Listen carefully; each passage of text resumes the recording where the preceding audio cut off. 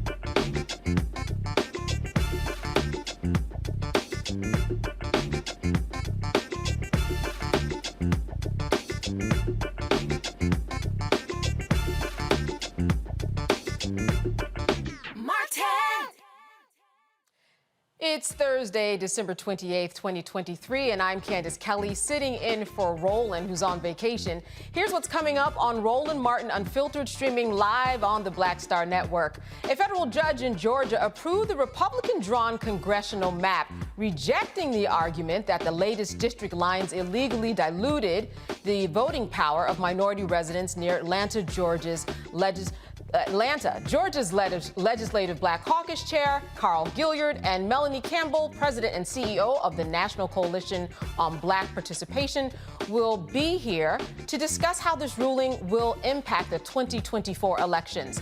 An Amazon delivery partner records herself being attacked while trying to deliver a package in Texas, in a Texas apartment complex. I'll talk to Jemiah Miller about what happened when she was just trying to do her job. And Nikki Haley is backpedaling her answer about what caused the Civil War. She says a Democratic plant set her up, and you'll hear what she said and how she's trying to clean it up. The New York Times is suing OpenAI and Microsoft for copyright infringement. I'll talk to an AI expert about the lawsuit and how the artificial intelligence product can be seen as a threat. And I'll take a look and talk to the co-author of the children's book series, Judge Kim and the Kids Court, designed to teach our kids about the law. It's time to bring the funk on Roland Martin Unfiltered, streaming live on the Black Star Network. Let's go. He's got it. Whatever the miss, he's on it.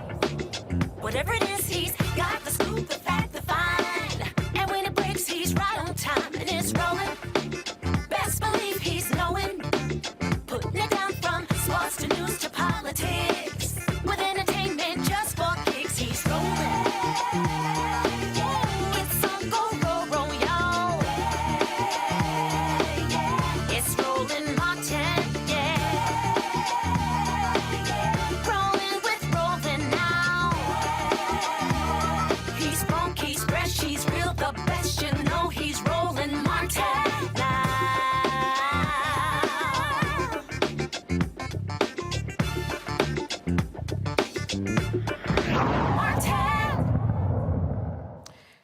In Georgia, a federal judge ruled the new Georgia congressional and legislative voting district map that protects Republican partisan advantages is acceptable.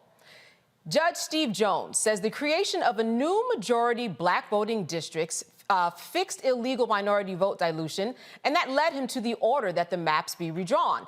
Jones dismissed claims that the new maps failed to do enough to help black voters. The maps were redrawn in October in a special legislative session after Jones ruled that a prior set of maps illegally harmed black voters. The new maps will be used in next year's elections. They will likely keep the same 9-5 Republican majority among Georgia's 14 congressional seats while keeping GOP majorities in the state Senate and House. Carl Gilliard, the Georgia Legislative Black Caucus Chair, and Melanie Campbell, the President and CEO of the National Coalition on Black Civic Participation. They both join me to discuss this ruling. Thank you so much for being with us today. Yes, indeed. You know what, Melanie, I wanted to start with you. What does this mean exactly for the 2024 elections? It means that we have to keep fighting, not just through the courts, but also through the ballot box. We've had mixed results when it comes to the redistricting cases. We've won some cases, Georgia, Alabama being one of them. But in Georgia, what this has done, if it stands, if the plaintiffs don't continue to fight, then this will be much more difficult, and it will actually reduce possibly a seat that is held by a black elected official, Lucy Macbeth. Makes it even harder for her to win in her district. I think it's District 6, north of Atlanta. And so we have to make sure that we're talking about building black power or sustaining it. The courts do matter, and we have to use the ballot to fight back as well. We know that we still need reform when it comes to the Voting Rights Act, and the next election, democracy is on the ballot, voting rights is on the ballot next year. So it's just another reminder that our voting rights are constantly being under attack, and this is just a proof of that. Even though what they should have done, they just didn't do the right thing. But that judge decided to continue to provide partisan advantage for one party. Now, Carl, the judge said in this decision that changes had already been made, and that satisfied him. How would you explain to someone exactly what went on in terms of how they were redrawn already in October, what that meant, and how that doesn't really satisfy what's going on today in terms of voting blocks and Black participation? Well, it doesn't give us a representation of districts of color. Certainly, you have two state Senate seats that kind of look the same in reference to just being shifted around, so we don't get two additional state Senate seats. The congressional seat, prior, that has been said that Lucy McBeth kind of goes back into her old district. And then we have 5 that were supposed to be additional state seats, and that really gives us 3. We've got now white Democrats that are being coupled against each other that are going to have to run against each other in this upcoming election. As the Georgia Legislative Black Caucus represents over 3 million Black constituents, it's kind of displeasing and disheartening on today that this has happened. But we have to go back to our constituents to educate them on the power of the vote. And when we talk about the power of the vote, Carl, and I'll stay with you here, what are the next steps for your organization to make sure that people are educated, and how does that translate? We have to go and meet them where they're at. The Georgia Legislative Black Caucus, we went on the tour of For the People tour across Georgia. We toured Black farmers. We toured Black universities. We're going to have to lean on young leadership. We're going to have to lean on a new voting population that is disenfranchised with the 2024 election already.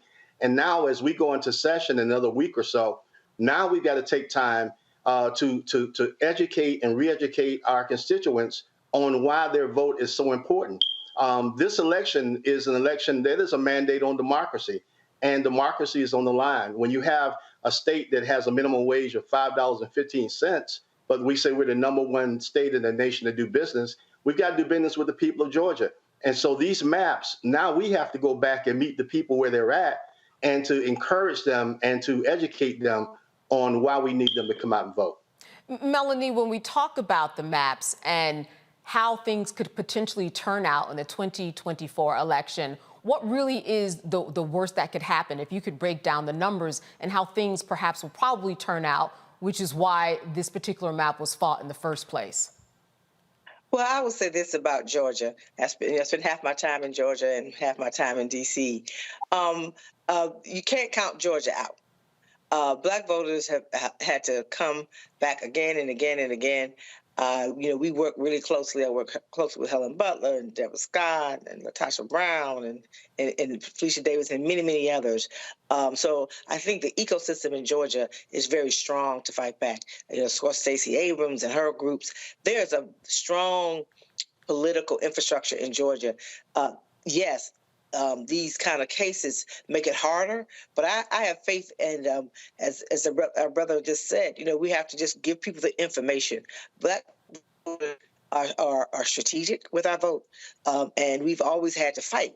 So it's not a new thing. It's just a 21st century version of voter suppression that constantly rears its head. And folks don't want to win in a fair. They don't want a fair fight. They just want to have the ability to win by suppressing others. And so we'll fight this one again, whether that's whether or not they decide to go after to push this further, or have to make sure that we continue to elect folks who will do what the voters require. Georgia is sometimes blue, sometimes purple, in spite of the suppression that continues. So I'm still cautiously optimistic that Black voters will turn out, and Georgia is definitely one of the states that I've lived in Atlanta for 20 years before I came here, and the truth of the matter is you just can't count Black folks out. And they're strategic, and I think things still can go the way that the voters want them to.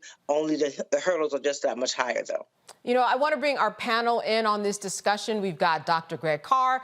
He's with the Department of Afro-American Studies at Howard University in Washington, D.C. I'm also joined by Lauren Victoria Burke. She is with the Black Press USA out of Arlington, Virginia. I want to thank you so much for being with us today, especially everybody still in the holiday season. Let me start with you, Dr. Carr. I'm sure that you have questions for our guests with this very important ruling. What would you like to ask one of of our guests, Melanie or Carl?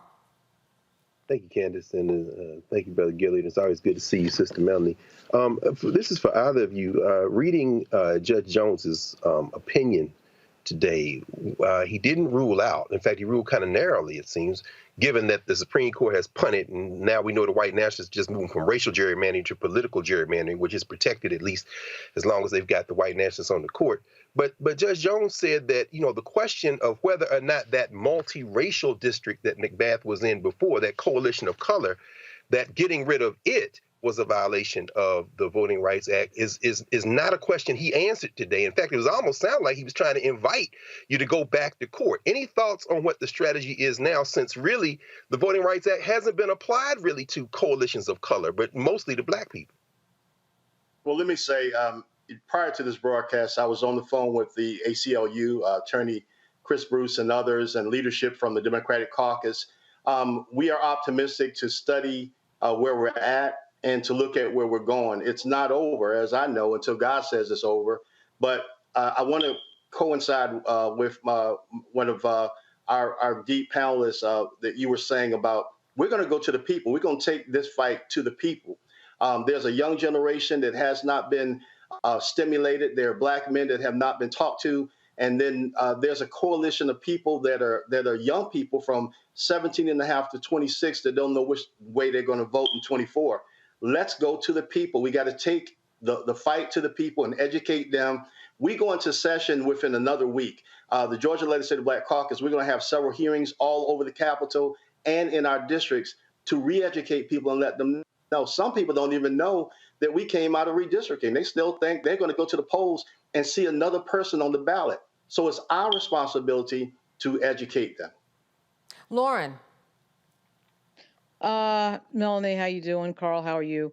It doesn't seem to be obviously a coincidence that Congresswoman McBath once again is targeted. It seems like the minute she got into Congress, they were looking at that seat, and I'm sure that they were very uncomfortable with the fact that Joe Biden won Georgia. And I just want to ask, Melanie, how many times do you think that the voters in Georgia can pull this trick off? I mean, it's such a close state.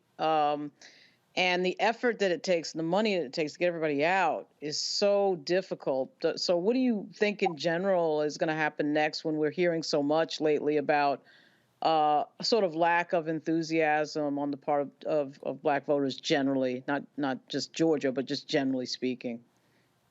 Well, first of all, I love that T-shirt you're wearing today. You'd like that.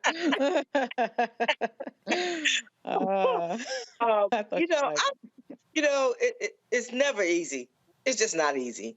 But that doesn't mean we're not going to do what we need to do, right? And I think that's the key to it, and that there is a long-standing infrastructure that has constantly being built. Folks took a few days off, but everyone knows, including myself, I'm supposed to be off now. But Roland Martin calls, I'm going to be there like he is for us. But the reality is, it's just not going to be that much harder, but doesn't mean that we can't win. And so I think the moment we decide that it's too hard, that's when we will lose. And so I'm optimistic that, of course, I'm nonpartisan, but I'm just going to say, Dr. Carr, from a political standpoint, anything can happen. And folks are used to, in Georgia, beating the odds. And so I think with that kind of a mindset, and when people get tuned in, and of course, it's going to take candidates doing what they need to do.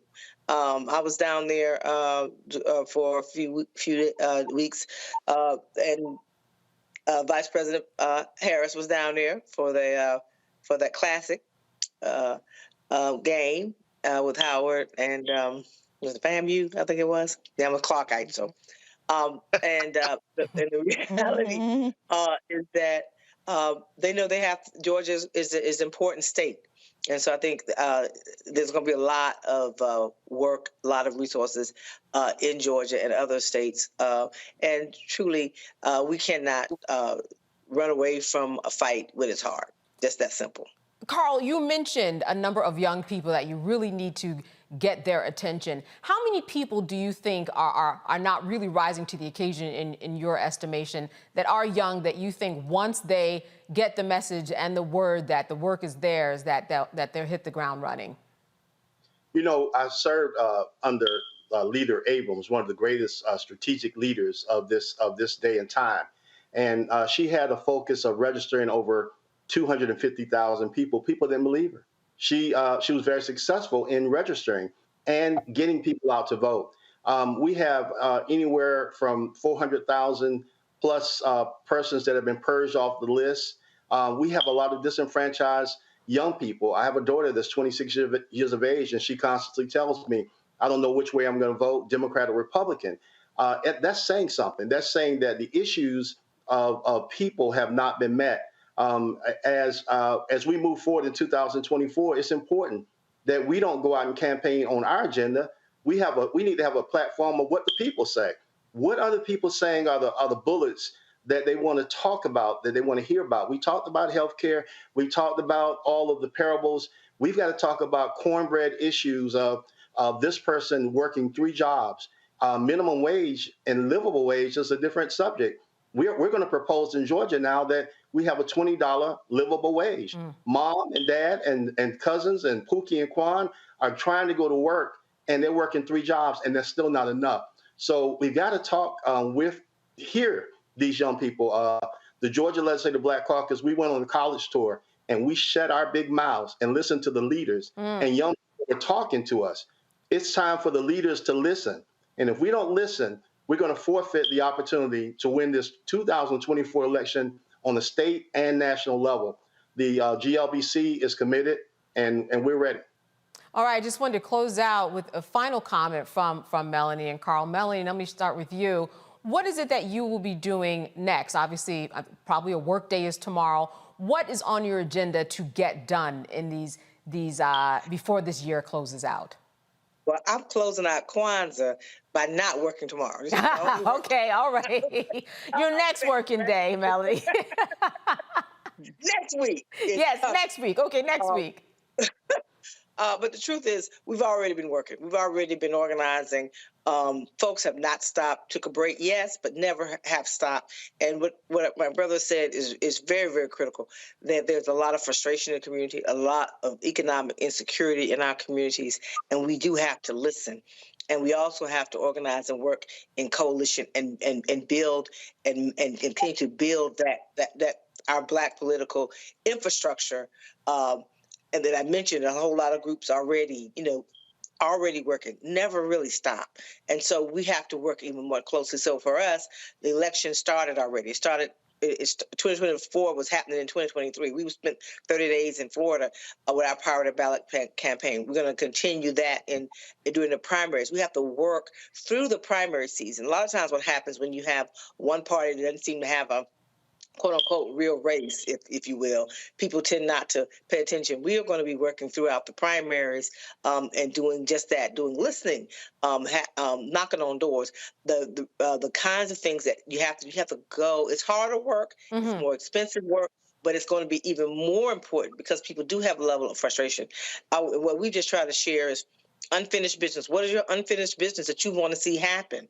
What do you want to see happen? And then connect that to the ballot, and hopefully people will own it and run with it and show up. All right, Carl, you get the final word. If there's a 24-year-old watching right now and they are thinking, I'm not really sure if I matter anyway, what's your message to them?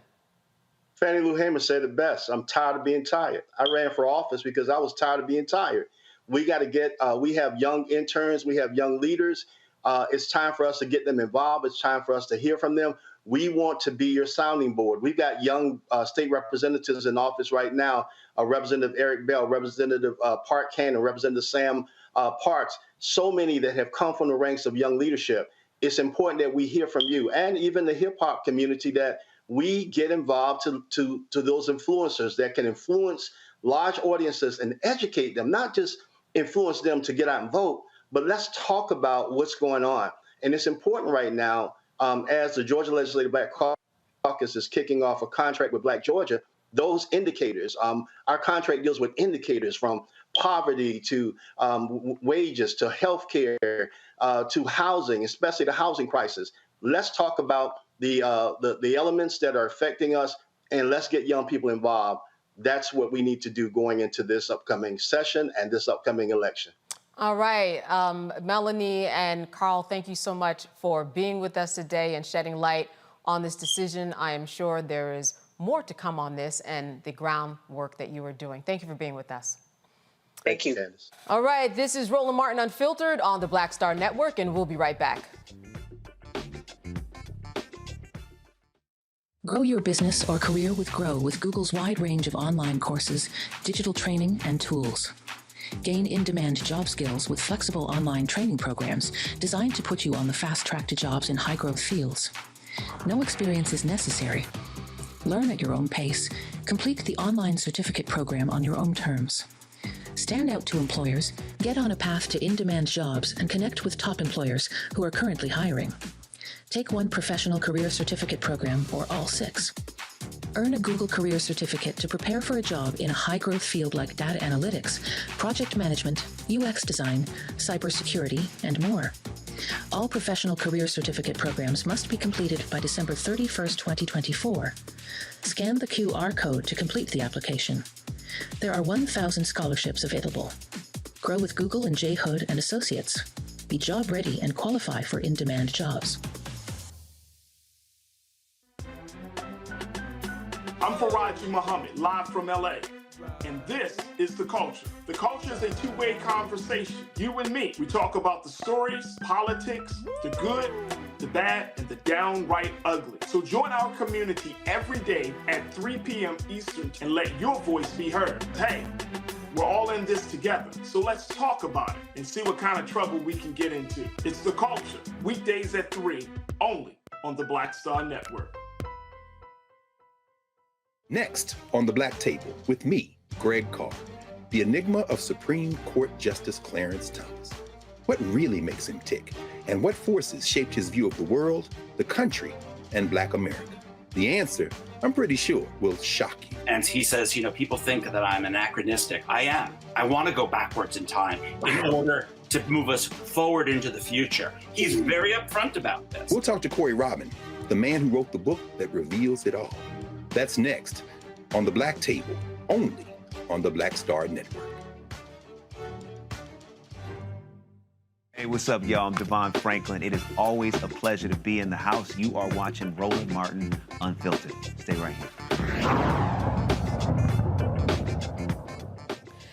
An Amazon delivery partner, Jemiah Miller, says she was just doing her job on December 16th at a Texas apartment complex when she ended up getting assaulted and held against her will by 2 white residents. Let's take a look.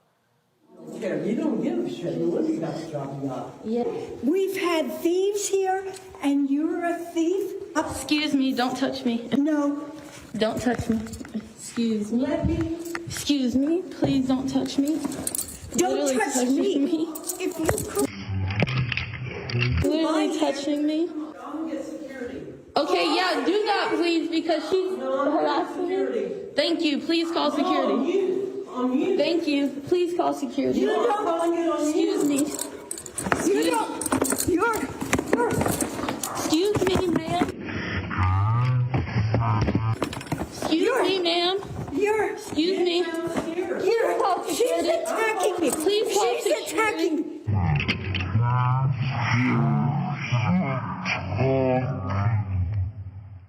She's attacking me. Please call security. Excuse me, ma'am. Stop here. Excuse me, ma'am. Stop. Excuse me. Excuse me, ma'am. Excuse me. Amazon. Do that, please. Oh, please do it. Jemiah Miller now joins us from Houston. Thank you so much for being with us today. I know that this had to have been a traumatic experience. First of all, how are you doing? I'm doing better since this did happen on December 16th, so I'm definitely doing a little bit better than that night. Right. And take us to that night. You were making a delivery, And as a part of that delivery, there were special instructions that were attached to go right to the door of the resident. And so what happened as you were trying to make this delivery? Exactly. Yep. Like you said, it had delivered to suite in the directions. So when I got to the building, the resident with the dog, she let me in. Nothing went wrong until I tried to exit the elevator on the floor that I was to deliver on, and she started berating me. They both started harassing me, and eventually the one with the phone that you see hitting me, she eventually, is punching with her phone. She throws me up against another resident's door. She even eventually dislodges the package from my hand. And at that point, I finally go to try to leave. And even that, she tries to keep me against my will on the floor. And eventually the doorman comes up with the first lady I interacted with, the one with the dog. They finally get there. So the situation kind of de-escalates and I'm able to leave. But up until that point, I really had no idea how I was going to get out of the situation. And there's one part specifically in this video where she is saying you are hitting her, but she is clearly hitting you. I'm sure that in your mind, that must have taken it to another level. It did. And honestly, before I slowed the video down and really looked at it, I wasn't sure how much I got on camera. I'm glad I got her literally saying she was that I was attacking her as she's hitting me. I do think that lends to my credibility some, because there were a lot of things that she was spewing that, it was my word against hers, but I'm glad that I do have that video because, that was just a really dangerous situation if law enforcement got there and, she's saying these false things. Right, your word against her word, and then it's just really left up to whoever decides who's telling the truth. Where are you now in terms of what Amazon has said to you or done for you, or what you are doing in terms of your next steps for any accountability? Yep, so I've not been able to bring myself to continue working with Amazon. They haven't enacted anything. They are allowing me to. I am still contracted as an Amazon Flex employee, so I could do that. But the emotional turmoil of not knowing if I'm going to have to deliver in another area like that or interact with another resident like that has just it's been honestly like insurmountable. So I haven't actually been able to pick up another Amazon shift. Amazon contacted me this morning. They expressed, their support. They are also conducting their own investigation and working with my local law enforcement here in Houston. It does seem like Amazon's behind me. Are you going to press charges? Oh yeah, for sure. All right. And yes? Oh, sorry. I did actually press charges. Like the night of, I told the police that I wanted to go ahead with pressing charges, that I did classify this as an assault. So they took the police report the night of on site. She was in her home. The doorman was there. They didn't speak to anyone. They didn't attempt to make any arrests. So now at this point, police are still looking for her. The investigator told me as of yesterday, he still hasn't been able to identify her. Despite knowing the building, despite knowing the floor that she lives on, apparently the building cannot tell the investigator, the police, who this resident is. So the investigation is moving kind of slow right now. I see. And in terms of the protocol, this is kind of par for the course. You've done this before, where you've gone into buildings when there have been special requests to drop items at the door. That's not abnormal. Exactly. Yeah, I do several different gig apps. I do DoorDash, Uber, Amazon, and this is very, very normal. A resident to see you and identify you as an Amazon employee because you have your vest, you have a package, and they just let you in. It's never been a problem before. How it escalated was super out of the ordinary. And in terms of, we really can't see her face. Was she about in her 70s, I'm guessing? I would say, at least that. Okay. All right. So Amazon, they did provide this statement to local affiliate KPRC. The events depicted in this video are concerning. We're supporting a delivery partner and working with law enforcement as they investigate. We proactively communicate to drivers who deliver for Amazon that they are never required to make a delivery if they feel unsafe. A representative from Belle Meade at River Oaks apartment complex released this following statement. Our staff is aware of the unfortunate incident that took place on December 16th between an Amazon delivery driver and 2 residents.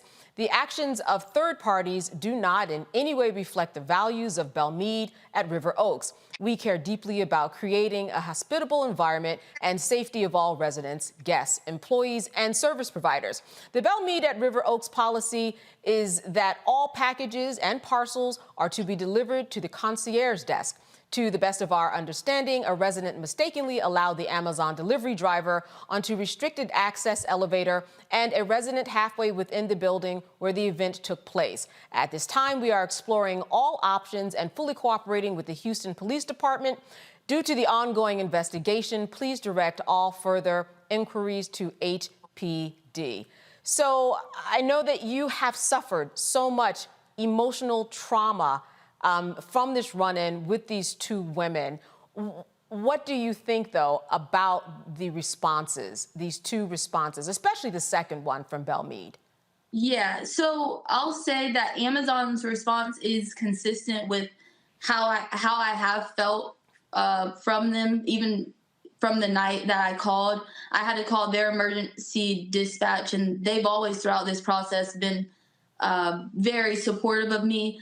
I do know, like they said, that it is their policy that if you are unsafe and you can't complete a delivery, that it is okay to not complete that delivery. That's why when she did dislodge the package from my hand, I was like, whatever, I left. But the Belle Meade, I think, has had a very interesting response.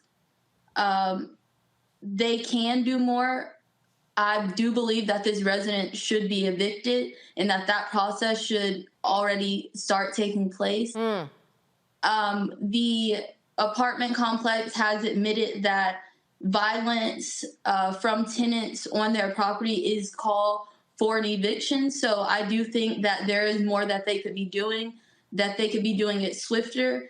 I do believe that they are protecting this woman, and they're trying to protect themselves, honestly. So they hired this fancy PR to handle everything. They haven't reached out to me. They haven't made any statements that are in actual support. They're kind of doing the PR thing where they're just trying to cover themselves. So, yeah, I honestly don't really have respect for the response because it's not necessarily accurate. If they are doing all that they can and they're trying to handle this matter, I do think an eviction is in order for sure. So as you said, assault, potentially battery, I'll throw in there in terms of a potential eviction. So you are really working. I want to make sure to bring in our panelists here on this one. Laura, let me first go to you and your questions that you might have for Jemiah. Well, Jemiah, I'm sorry that you went through this. I don't really have a question other than to say I think you should hire an attorney. The statement from Belle Meade was obviously a legal ass cover, trying to sort of dodge any liability for effectively an assault on their property. That's what all that "who shot John" in there about. The packages have to be delivered to the desk, and you effectively snuck into the building. That's all nonsense. And I would have an attorney, and you have several very good attorneys in the Houston area, look over this entire situation. I am curious about the police. Exactly what is the disposition right now of the police? So I've spoken to an investigator. They've been honestly very slow moving. It wasn't until 10 days after the whole incident that I was even contacted by an investigator. They're kind of not throwing their hands up, but saying that they're hitting a lot of roadblocks in trying to locate her. Thank you so much for the words. And I also agree about the attorney. It has been honestly sort of difficult process. So I'm trying to vet and get on calls as of recently. So as of now, I still have not secured representation in Houston with someone who can practice in Texas. So that call is still out there. I'm monitoring my DMs for lawyers and speaking to people. So, yep, I'm definitely still in search for that. And if there are attorneys who are out there, reach out right now, right? Because I'm sure that someone is thinking, I can step up and help this young woman. So the next move is on you to actually do that. Dr. Carr, I wanted to hand this over to you. Questions for Jemiah. Thank you, Candace, and thank you, Ms. Miller, for being courageous in the face of that. That couldn't have been easy, and I'm sure you're still trying to work through it. You may already know this. The day before this woman assaulted you, the Wisconsin Supreme Court actually opened a trial for Amazon workers, particularly gig workers like you, independent contractors, Amazon Logistics in particular, not Amazon Flex, as to whether or not you all are independent contractors or employees of Amazon. Because if you're an employee of Amazon, then you get the unemployment, you get insurance, you get the rights and benefits, including protections from discrimination. I have a couple of questions in that regard. Has Amazon said anything about their policy as it relates to what I think in terms of the Amazon chain of delivery is the worst job? Namely your job, that last mile thing, because people ask you to put something in front of their door, they don't say nothing about security codes, they don't say nothing about doing it. So you were very inventive to get there, you know what I'm saying? But you know, kind of echoing what Candace said and what Lauren said, the Amazon may be trying to work through it, but at the same time, if they don't extend you the protection literally to the front door, you know, I guess what I'm asking is, do you know anything about Amazon's policy toward independent contractors? That because they put you all in a terrible situation.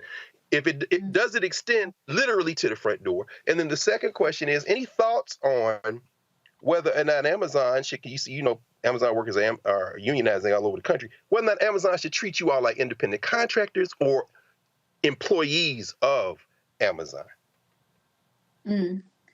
That's a really good question. And honestly, my personal feelings are that the gig economy and the independent contractor model is set up to be able to exploit workers and exploit people who need to take advantage of that, like myself, who need the money. But I could go on all day about literally, the independent contractor setup is not appropriate for what we have to do as Amazon Flex drivers. You are doing a job for Amazon. It is a complete and full job. So, you can't do what you want. You have to follow the rules.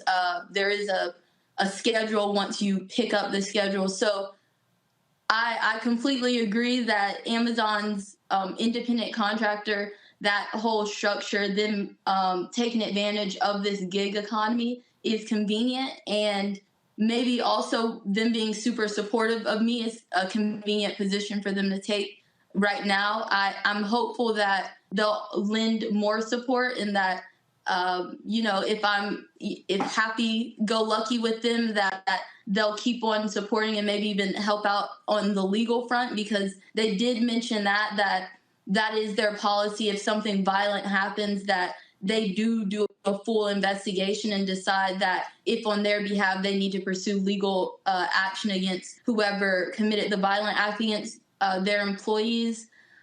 So that's all I've heard, honestly, just pretty vague.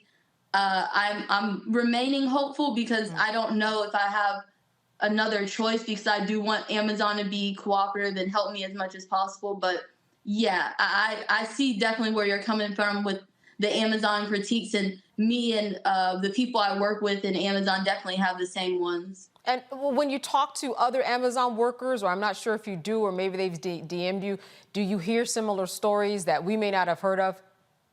Oh, yeah. I keep on hearing stories of people saying, although it didn't necessarily get to the point of physical violence or nearly as bad. And some people say, yeah, the same thing happened to me, but I wasn't lucky enough to get it on camera, or a lot of different scenarios. So I do believe it is a rampant problem that, like you said, once we're trying to get packages to people's front door, that step, we're very vulnerable. There have been people just all sorts of things. And there's no real like emergency call button, or we don't have like, I know it seems extreme, but body cams we walk around with, anything like that. There's no protections on that front. So, I mean, I do think Amazon has a long way to go before people like me, the Amazon delivery partners, are made to feel safe.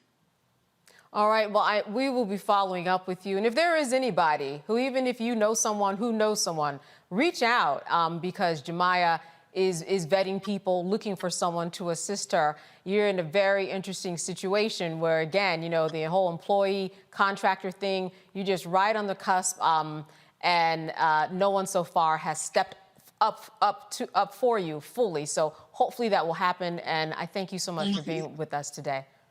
Thank you so much. I really appreciate y'all covering it. Absolutely. Absolutely, Jemiah. All right. Roland Martin Unfiltered will be right back here on the Black Star Network.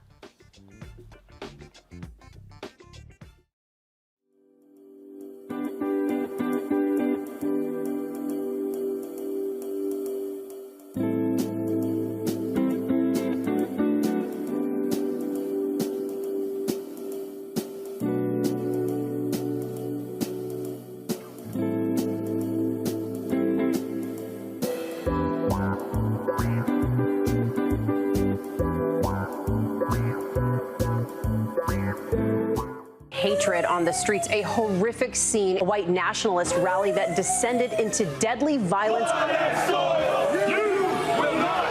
White people are losing their damn minds.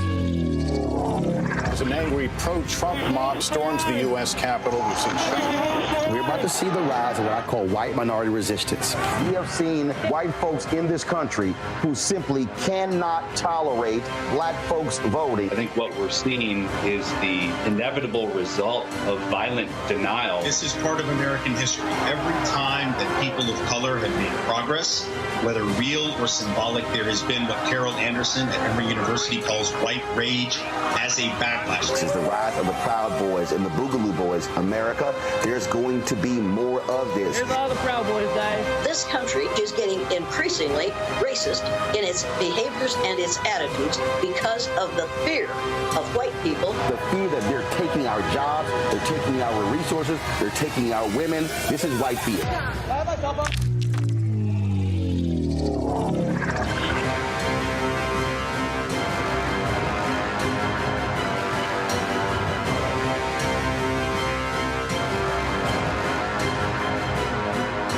Hi, I'm Dr. Jackie Hood Martin, and I have a question for you. Ever feel as if your life is teetering and the weight and pressure of the world is consistently on your shoulders? Well, let me tell you, living a balanced life isn't easy. Join me each Tuesday on Black Star Network for A Balanced Life with Dr. Jackie. We'll laugh together, cry together, pull ourselves together, and cheer each other on. So join me for new shows each Tuesday on Black Star Network, A Balanced Life with Dr. Jackie.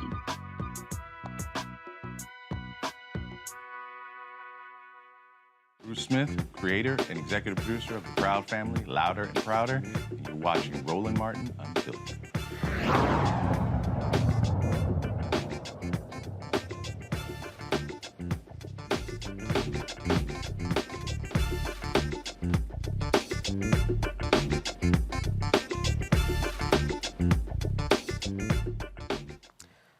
Republican presidential candidate Nikki Haley is trying to clean up her response after being asked about the cause of the Civil War. This was during a New Hampshire campaign event on Wednesday night. Here's what she said. What was the cause of the United States Civil War?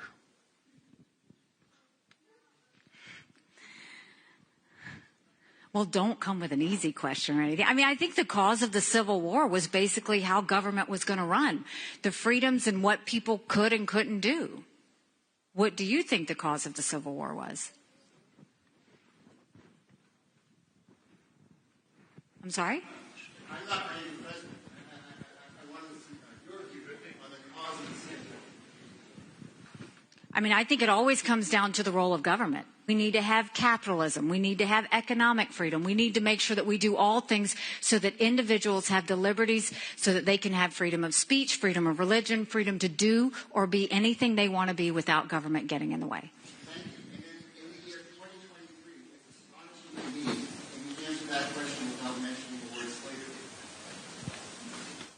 What do you want me to say about slavery? Next question. All right, now here's Haley trying to clean up what she didn't say. About the Civil War and what I think of the Civil War, what was the cause of the Civil War. Of course the Civil War was about slavery. We know that. That's unquestioned, always the case. We know the Civil War was about slavery. But it was also more than that. It was about the freedoms of every individual. It was about the role of government.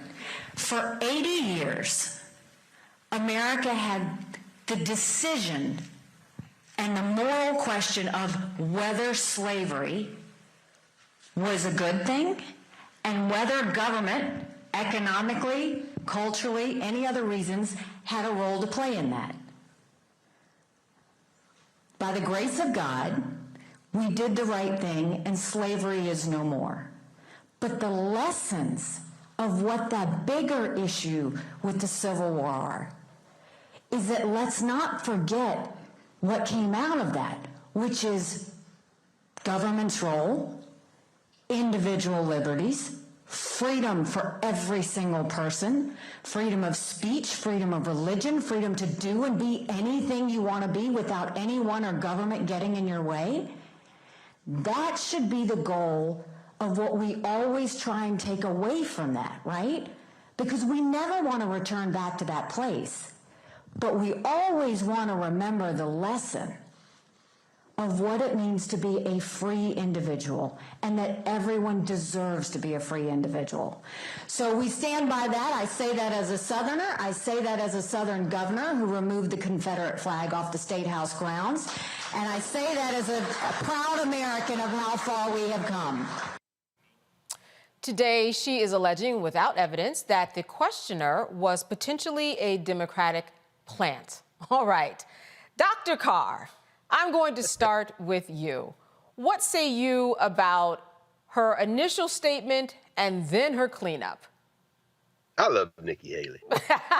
It gives you so much fodder, right? That's why you love her. Seriously, I love Nimrata Randhawa, her maiden name. I love Nimrata, whose father, Anjit, taught for almost 30 years at Voorhees College in South Carolina, at HBCU. I love Nimrata because Nimrata is, one thing about her, she's honest.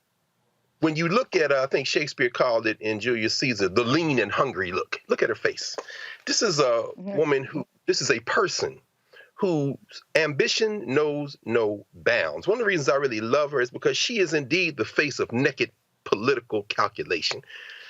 She says, I'm the governor who took down the Confederate flag. No, no, no. You should give that credit where it belongs, to the martyrs at Mother Emanuel, to Senator Clementa Pinckney, who was murdered along with the others there by the white nationalist who is still alive, as the cops took him to get some fast food meal before they put him in jail. And I won't even mention his name. But if you go back to 2015, anybody, you go on C-SPAN and watch the all-night debate that was had in the South Carolina legislature. Some of the most remarkable speeches and debate that I've ever seen in a legislature. The black women and men of the South Carolina legislature who took it to those hillbillies and got that flag down. Nimrata got a lot of political capital out of that.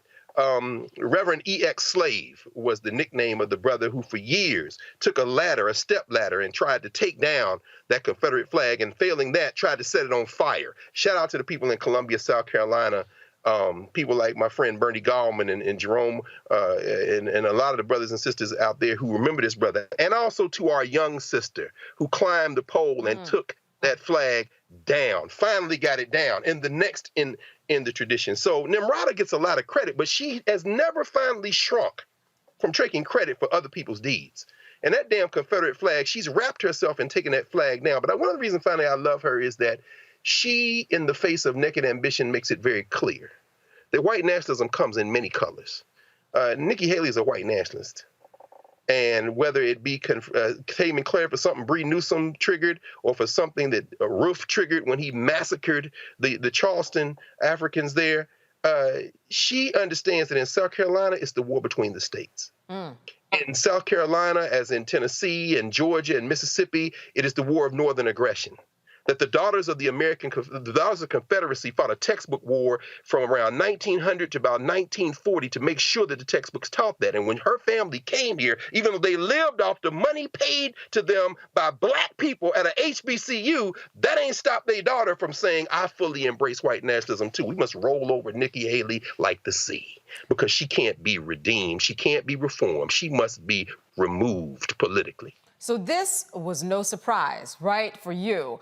Lauren, I am wondering, she fell down. Did she get back up by trying to redeem herself?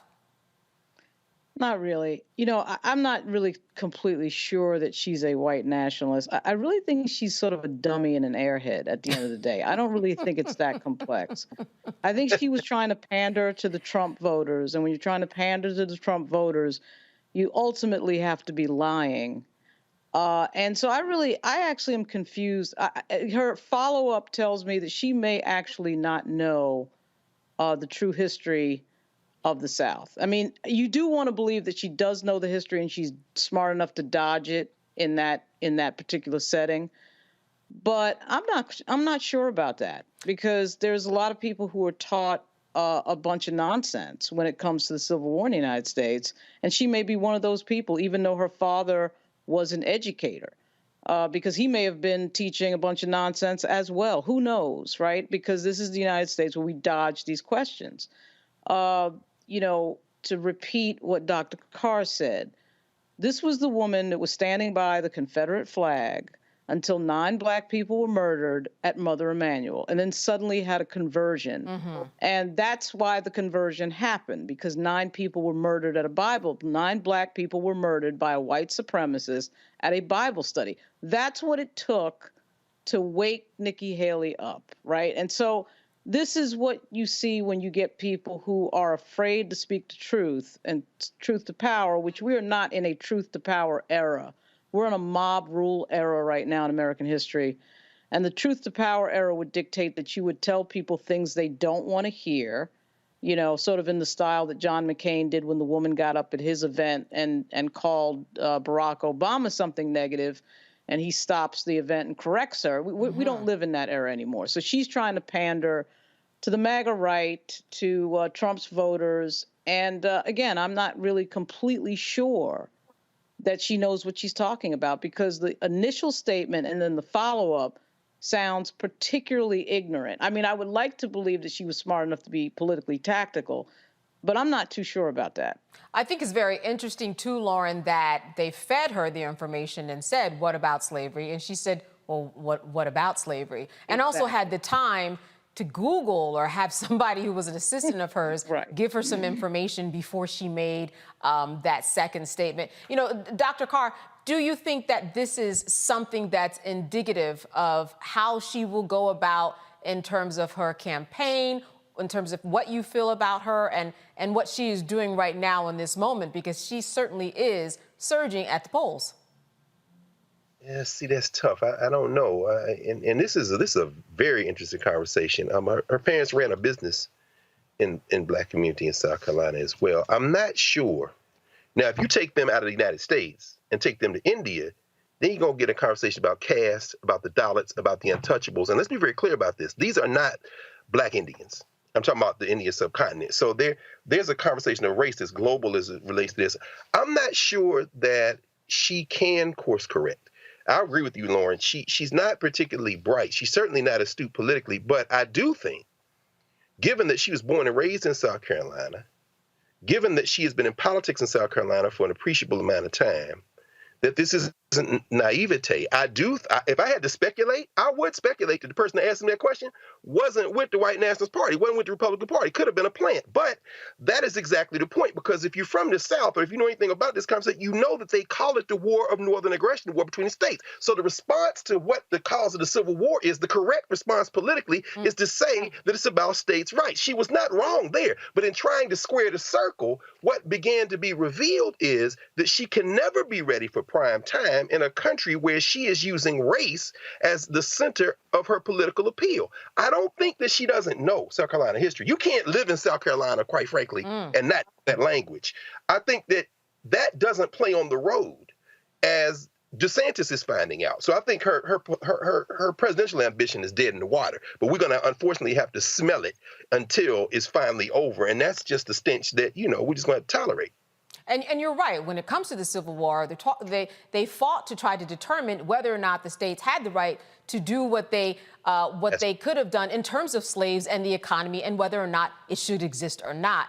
But it seems like she just didn't want to say the word slavery, right? It's like she danced all around it. Now, Lauren, I'll piggyback off of Dr. Carr. What do you think about her saying this could have been a plant?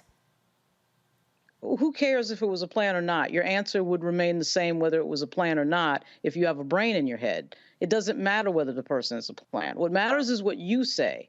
Doesn't matter what everybody else is saying. You're trying to project yourself as a leader, as somebody who wants to be the president of the United States. So who cares, whether or not it was a plan? The fact that she's surging against a guy who was quoting Adolf Hitler the other week and another guy who's trying to dismantle Black history in Florida is an embarrassment in itself, because in this group, Chris Christie actually looks like a profile in courage, because her entire MO is to try to avoid, to avoid pissing off Trump's voters. That's what this game is. And so you're always going to look ridiculous because, of course, there is no way to win that game unless you go full on against Donald Trump, which is what Christie is doing. Now, he's not winning. Who knows what would happen if she at least had the guts to stand up against Donald Trump in full. But, she's not brave enough for that. There's not enough courage there for that. She's trying to do this dance and play this game. And that is why you got this ridiculous answer that is insanely embarrassing. I have no idea why these people think that, there's not a video rolling or something like that. I mean, she looks ridiculous, absolutely ridiculous. All right, more to come on Nikki Haley, certainly, because, in fact, she is surging at the polls. We'll continue to follow that story. You are watching Roland Martin Unfiltered on the Black Star Network. We'll be right back.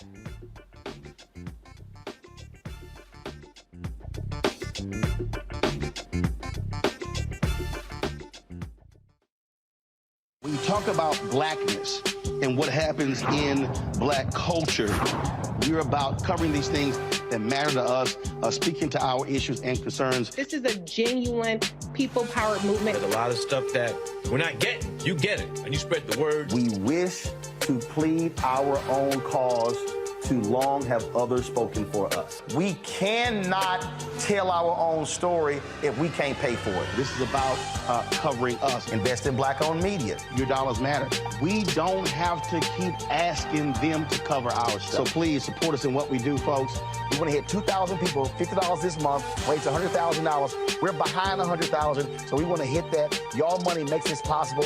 Checks and money orders go to P.O. Box 57196, Washington, D.C. 20037-0196. The Cash App is $RM Unfiltered. PayPal is R Martin Unfiltered. Venmo is RM Unfiltered. Zelle is RolandSMartin.com. I'm Dee Barnes, and this week on The Frequency, we talk about school to prison pipeline, book bans, and representing for women's rights. The group Moms Rising handles all of this. So join me in this conversation with my guest, Monifa Bandelli. This is white backlash. This is white fear that happens every time Black people in the United States help to walk the United States forward towards what is written on the paper. Right here on The Frequency on the Black Star Network.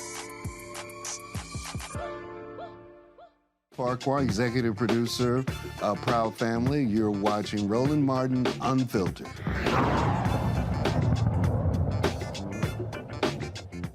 All right, listen, everybody, we have some breaking news. Maine's Democratic Secretary of State has removed Trump from the presidential primary ballot. All right, so these states are stacking up, are they not, Dr. Carr? We have things that are in court, in process, in transition. We heard from Michigan. We heard from Colorado. What are your thoughts about this breaking news, sir?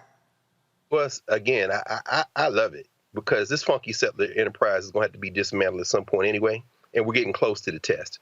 You know this, Candace. I mean, and certainly Lauren and a lot of the viewers know as well. The question of federalism is best supported by these white nationalists when it supports them. They're all about states' rights until they're not. This is a question of the 14th Amendment. As has been covered on this show, the third section of the 14th Amendment is very clear about who can and can't run, except it doesn't mention the presidency. There is a legal issue to be raised here, but of course, as we know, these are issues, federal elections are the purview of the states. The states got to run the elections. So in Colorado, they did not remove Trump from this without legislation, without a law that said they had the power to do it. In Michigan, they didn't reach the issue of whether they could do it because they said in the primary, the party is able to select who they want. Now, the open question in Michigan, which they didn't get to, is if he makes it to the presidential election, do you have the authority? But all this stuff is governed by state statutes. Now, I haven't read the Maine statute, but what probably will be revealed is that the Maine statute gives the Maine government the authority to do this. So people are saying, the Trumpsters are saying, they didn't take him off here, they didn't take him off here. No. It's a question of what's in the statute. Finally, John Roberts is losing his mind right now because his sure is. You know what I'm saying? His funky little court is about to lose all legitimacy. I'm sure of the three, whether it be Ketanji Onyeka Brown Jackson or Sonia Sotomayor or Elena Kagan, Kagan is the one he's in the ear of because she's been the most unreliable on this question of trying to bring peace. I can't imagine when they rule on this, if they're not going to get a 9-0 because Ketanji Brown Jackson seems to be the defender of the 14th Amendment. But there's no language on this. There's no decisions on this that I'm aware of. There's no rulings on this. If you are a person who has mounted insurrection and you are run president of the United States, can you be disqualified on a state ballot? That is the question John Roberts swears he never wants to answer. But because of this conflict of laws at the state level, he's going to have to answer it. And I cannot wait to read that opinion. I'm sure you can't either. Oh, absolutely. Listen, waiting for January 4th, that's when paperwork will be filed, or that's the deadline for Trump to file that paperwork to determine this question as to what power the states have. He wants, Lauren, the Supreme Court to make this decision. What are your thoughts about what the Supreme Court can and should do in this situation? I don't know what they'll do, actually. I really have no idea. It is an interesting question of states' rights, though, and it's also an interesting question because even though I think certainly what he did, what happened there was certainly under the definition of treason, we do have to remember that Trump has actually not been convicted of anything yet. I know the 14th Amendment question is really about the treason question and not the conviction question, but I don't know what the court is going to do, but certainly this is going to come to a head in a huge way because every time there's a decision like this, his supporters do get to argue, whether we agree with it or not, that the question of, it's an ironic question in his case, that our democracy is sort of undone by the fact that we do not get the choice of having someone on the ballot because of this question. But again, the question has to be answered by somebody, and that would be the Supreme Court. I actually like the idea of him being on the ballot because I like knowing exactly who the fools are. I want to know who is supporting this guy, how many people are supporting this guy, who in Congress continues to support this guy. And we don't get that unless he is on the ballot as a named candidate. So it's definitely a collision that is coming very quickly, and we're going to see the answer to it very soon. And, Dr. Carr, I agreed with Lauren in many ways in that let's just get him on the ballot because some people have been arguing that if you don't put him on the ballot, well, then if he's not, he's going to be fighting any type of vote or certification thereafter because his name was not on it. Put him on, get rid of this whole issue, and so that we can move the needle. What are your thoughts about that? Well, politically, yes. But that means that we know that the rule of law in any society is a fiction, absent its ability to be consistently applied. We know that the 14th Amendment, we know why it was drafted, why it was passed, and how it has been used, particularly in what some people call the Second Reconstruction in the 1960s. But what's really on trial here, and Melanie said it earlier, talking about the Georgia case, what's really on trial here is the question of whether or not there is a rule of law in this country. The 14th Amendment is clear. In other words, this is why I don't expect Ketanji Brown Jackson to go with whatever they're going to try to cook up. Kagan will go, I think. Sotomayor, probably not. Ketanji Brown Jackson, absolutely not, because either the 14th Amendment means something or it doesn't. Now, Jack Smith, they trying to punt behind that because Smith is like, this man done said the president ain't no rules apply to him when it comes, and Roberts was able to dodge that bullet like the Matrix, but this one he can't dodge. I think there's a bigger issue here. Politically, I agree. I agree with y'all. Let's get it out in the open and have the fight. But if you don't have any rule of law that means anything, see, let me just end with this. See, what these white nationalists count on is the rest of us believing in the fiction that the law means something. Now, the minute we stop believing that, oh, baby. And this is what's at trial. If the 14th Amendment don't mean nothing, then let's fight. Right. Either it means or it doesn't. You know what I'm saying? The minute we walk, look, Langston Hughes said it, the Negro, meek and mild. Beware the day they change their minds. We all have been saying it don't mean nothing. Roberts is not sleeping at night because this is the case. This is the test. And what terrible precedent that if we say that part doesn't mean anything, what about the other parts, the due process and the equal protection parts of the 14th Amendment? Why even go there? That just opens up the door. We've been believing in every other part of the 14th Amendment just up until now. And now switching everything. I think the Colorado case, for those of you who have not read it, it is interesting because Colorado had to make the case. Unlike the procedural issues that we didn't even get to the decision-making process in Michigan, in Colorado there were facts, in Colorado there was testimony, in Colorado there was evidence, which is why they were able to make the decision that they did. Who wants the last word? I will leave it. Dr. Carr or Lauren, who wants the last word before we close? You're like, I'm done. Lauren? Because Lauren wants to keep people up close. Go ahead, Lauren. Tell us what. I don't know that we believe in the rest of the 14th Amendment. I mean, due process, I don't know that we believe in the Constitution. You know, you talk about freedom of religion and all that, and then I watch a member of Congress get censured because of their religion. So I'm not sure about what we believe in.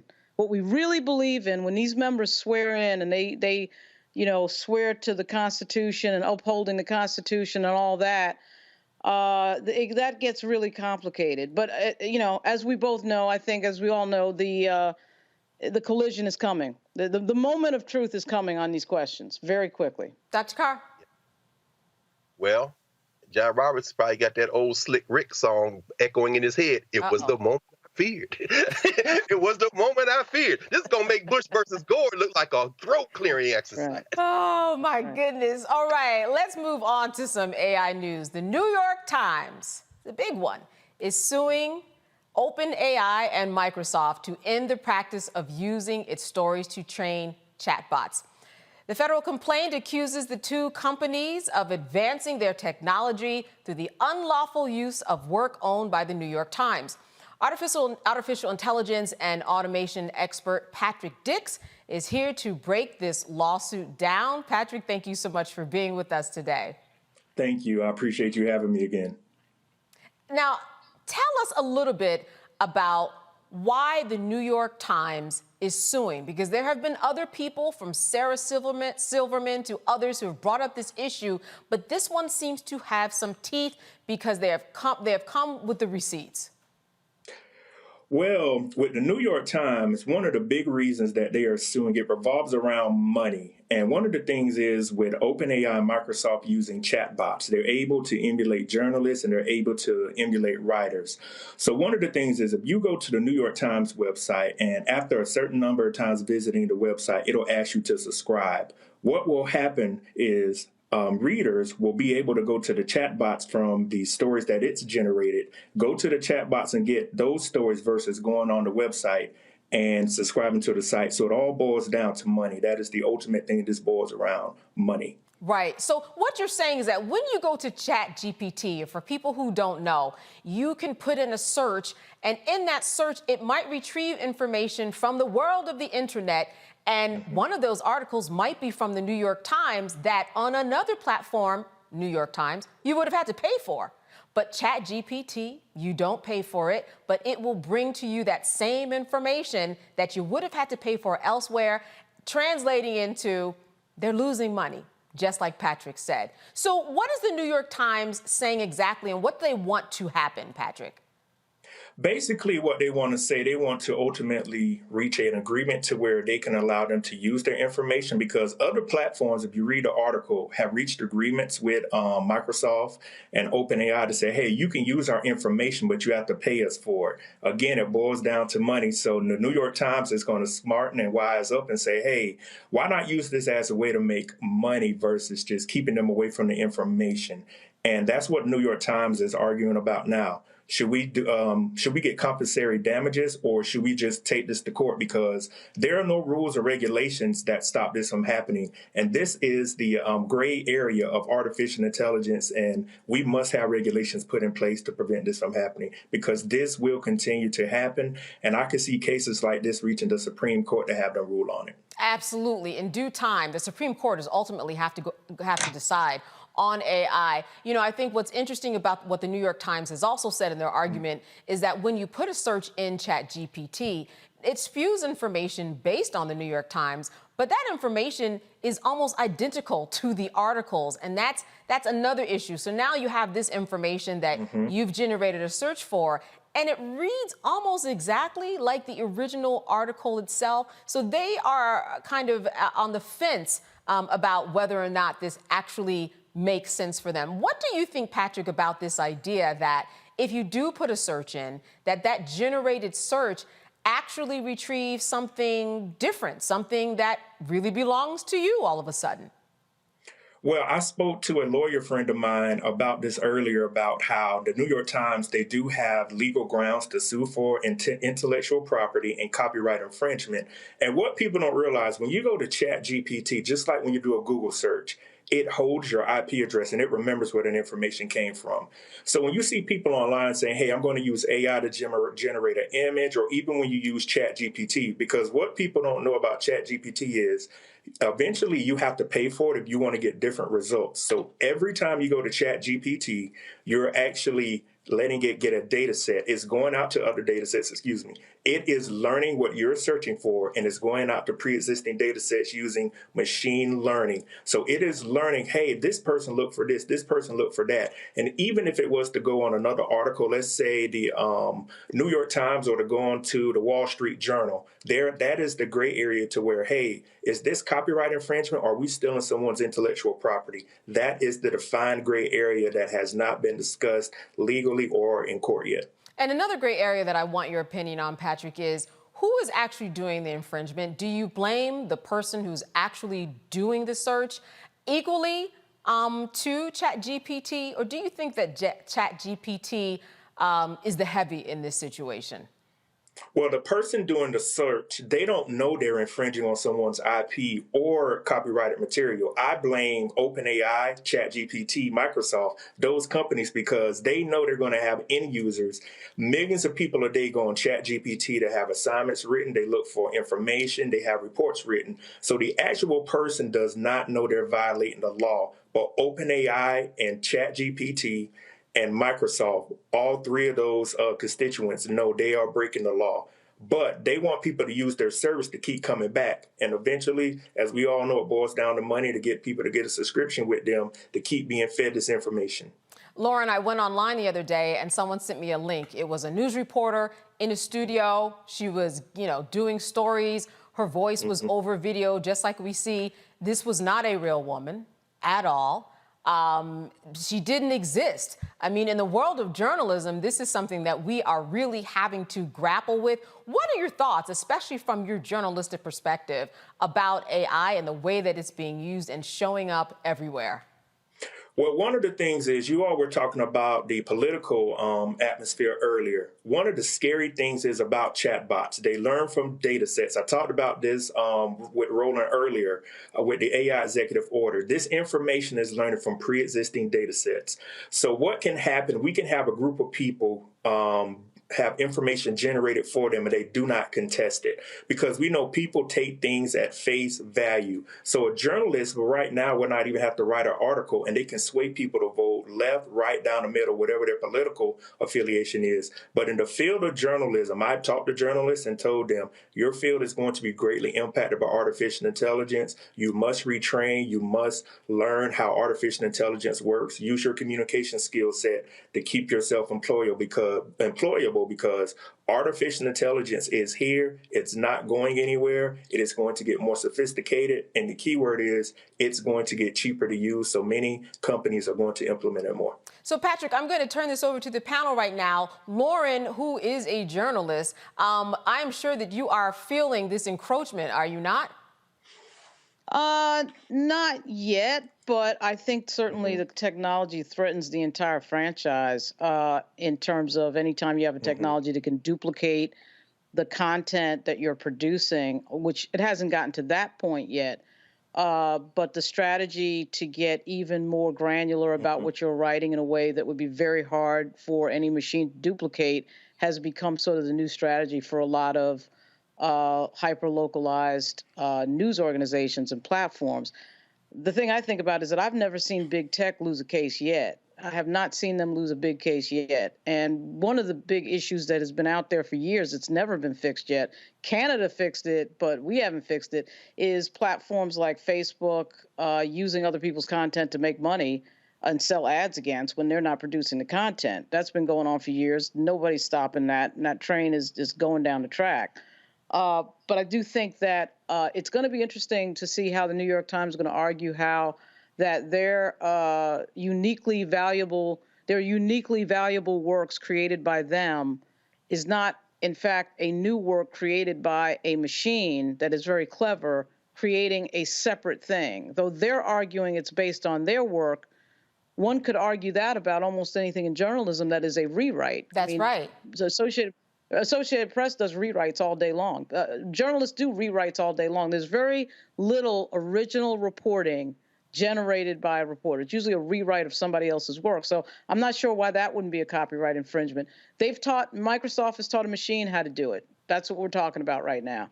And so I think it threatens the entire franchise if you're the New York Times, but if you're a small news organization that's found a niche that is extremely difficult to copy, that's how you would evade this type of issue. I do want to say that Facebook has settled a few lawsuits that have amounted to very little money individually in terms of using your information for advertisement, but that still does continue in many different ways that has not appeared in the courts. Dr. Carr, comments or question for Patrick? Thank you, Candace, and thank you, Brother Dix. I mean, I have so many questions that I, as a professor, understand that my chosen profession is getting ready to go the way of the dinosaur. I just finished grading papers a couple of weeks ago, and you know the Chat GPT papers. They're well written if they spend some time, and they don't reflect at all.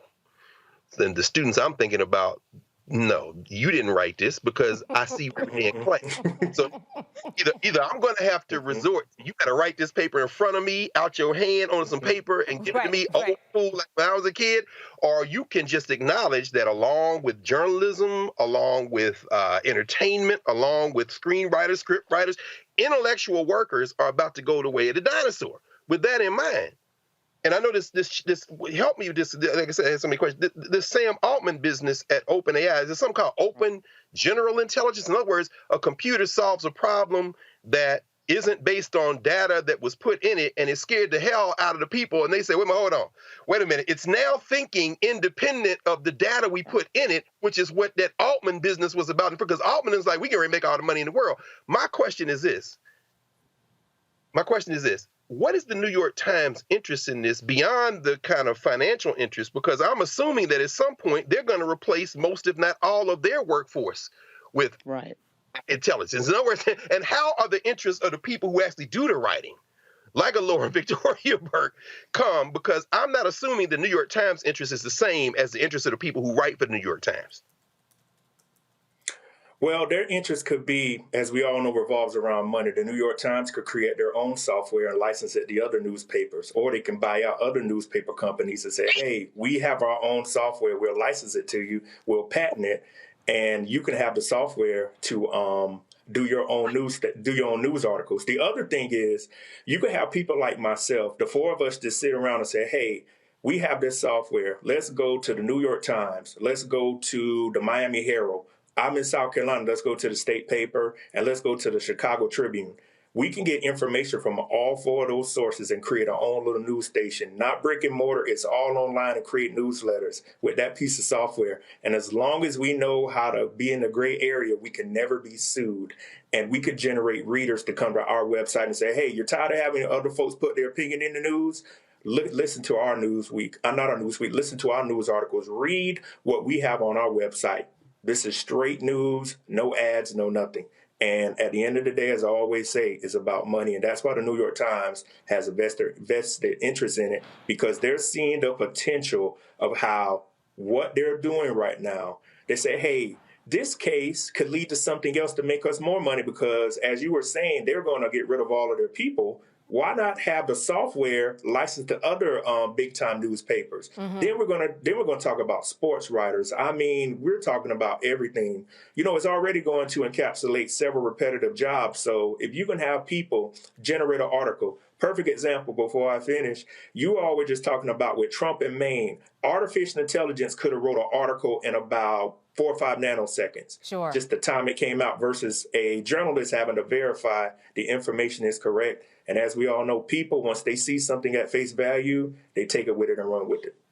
Dr. Carr, you can appreciate this. I know that a lot of universities, they get so many complaints and cases of students who are using AI, and you can do a search, and and as you know, you can tell when a C student is all of a sudden writing like the New York Times.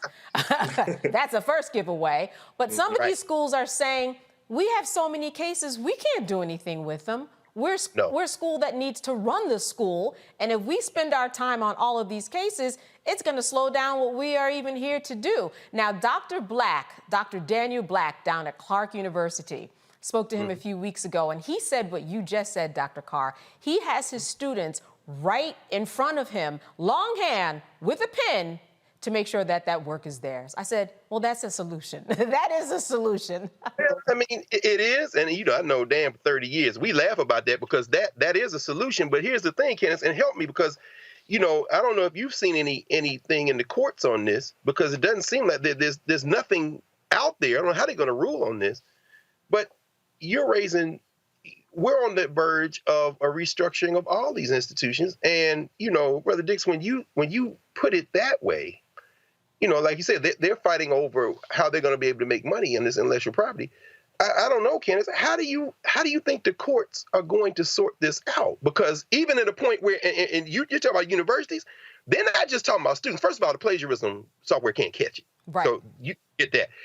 The universities are now telling the faculty members, in order to be productive and do your research, you need to lean into this. Mm-hmm. So it isn't just. So I guess what I'm asking is, how are the courts going to sort this out when there's absolutely no precedent for this? I mean, you have any thought? I'm asking you, but what do you think? Well, you know, I think what Lauren said is right, and that is this: journalists do rewrites all the time. I mean, some outlets, you are expected, and it's okay to use their copy verbatim. And how many ways can you say, you know, Trump got kicked off the ballot in Wisconsin or whatever? So, you know, that's one thing. But on the other hand, when you're talking about ChatGPT, but for the fact that you have original information to take from, you're not going to get any automated response. So they, meaning OpenAI or me, the user, who knows that I'm using someone else's intellectual property, I am taking it from someone else.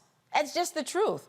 If I am a user and New York Times article comes out and it's 3 sentences that are the exact same, which happens, that is an intellectual property infringement. That is just the bottom line.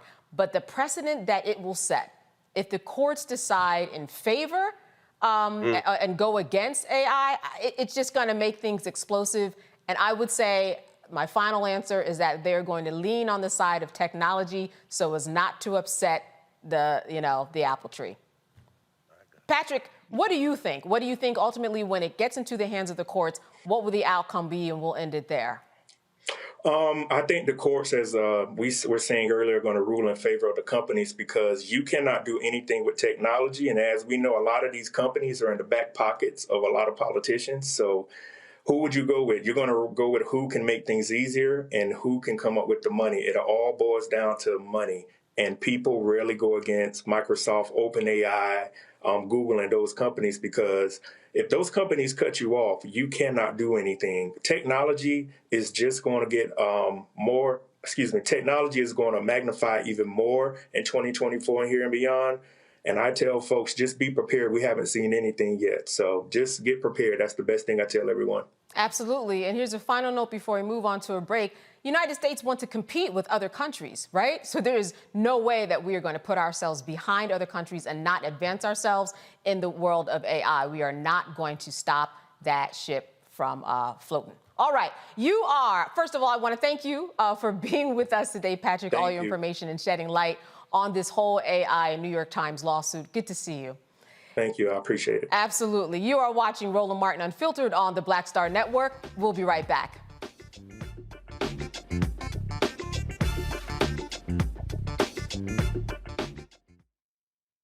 Grow your business or career with Grow with Google's wide range of online courses, digital training, and tools. Gain in-demand job skills with flexible online training programs designed to put you on the fast track to jobs in high-growth fields. No experience is necessary. Learn at your own pace. Complete the online certificate program on your own terms. Stand out to employers, get on a path to in-demand jobs, and connect with top employers who are currently hiring. Take one professional career certificate program or all 6. Earn a Google Career Certificate to prepare for a job in a high-growth field like data analytics, project management, UX design, cybersecurity, and more. All professional career certificate programs must be completed by December 31st, 2024. Scan the QR code to complete the application. There are 1,000 scholarships available. Grow with Google and J. Hood and Associates. Be job ready and qualify for in-demand jobs. I'm Dee Barnes, and next on The Frequency, we're talking about the rise in great Black literature and the authors who are writing it. Joining me will be professor and author Donna Hill, discuss her writing journey and becoming a best-selling author. I always was writing, but I never saw anybody that looked like me in the books that I was reading. Plus, her work with the Center for Black Literature and next year's National Black Writers Conference. That's right here on The Frequency on the Black Star Network. Me, Sherry Shepard, and you know what you're watching, Roland Martin Unfiltered.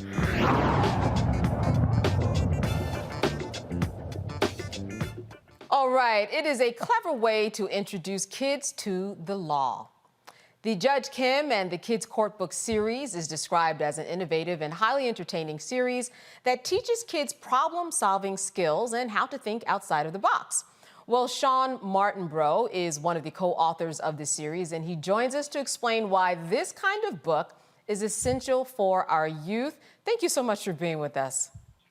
Thank you so much for having me. Absolutely. First of all, what a nice concept. And I say that. I went to law school, didn't have this growing up, but it would have been nice. You know, this doggy defendant, right, is the subtitle of this, Judge Kim and the Kids Court. Some really cute ways to teach young people about the law. There's a whole series of books, but we're focusing on this one now. How did you come to this? Well, I've been working in the comic book industry for over 20 years, and so I'm a natural-born storyteller.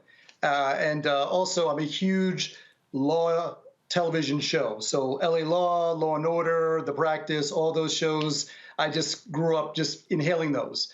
And so I had a friend who's a lawyer, and I used to always say to her, listen, you know, I heard that if the cops stop you, this is what you should do.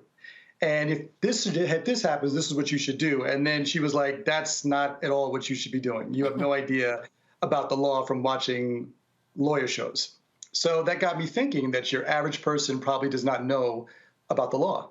And if you think about it, lawyers run this world. They run, there are presidents, our senators, our congressmen, and women. And so I thought about, okay, well, since I spent so much time drawing stories for Marvel and DC Comics featuring characters like Batman, Black Panther, I could apply those storytelling skills to come up with something that could teach our kids about the law in a fun way.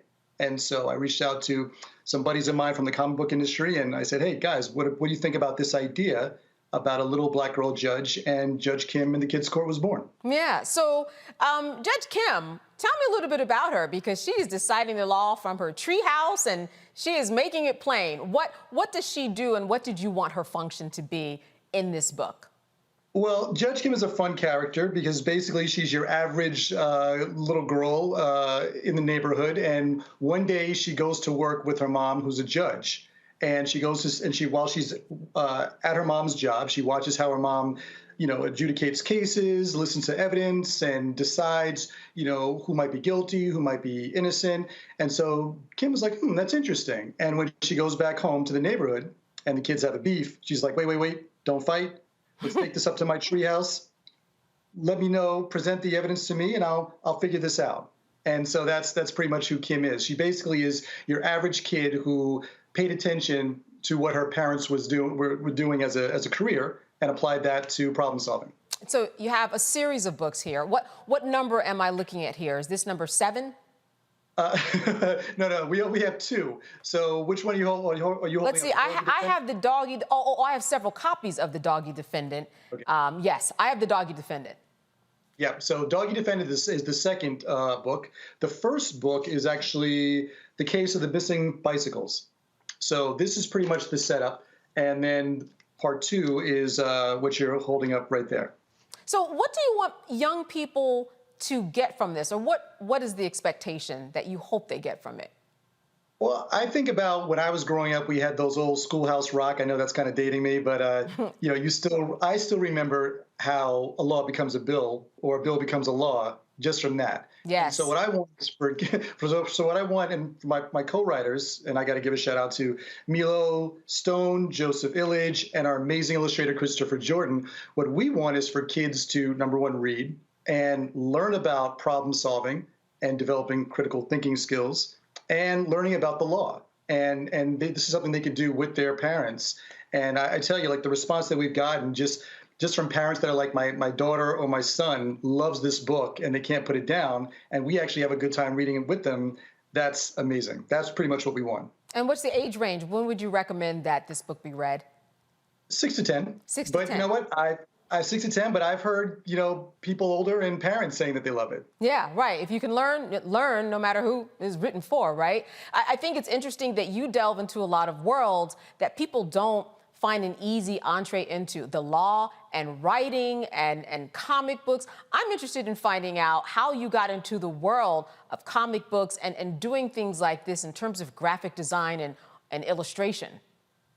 Well, I'm a native New Yorker, so I grew up in the Bronx, and I was a huge comic book fan when I was in elementary school. And I just started copying what I would see in the comic books. And then one day when I came home from school, my mom and my dad saw that I had some kind of a talent.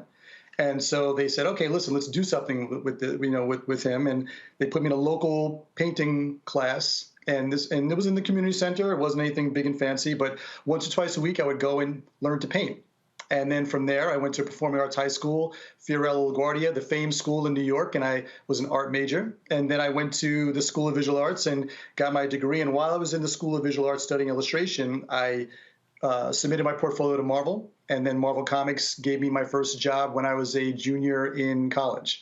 And so from there, once you start doing work for Marvel, then DC wants to hire you. And that's then right. Back and forth. So yeah. That's how.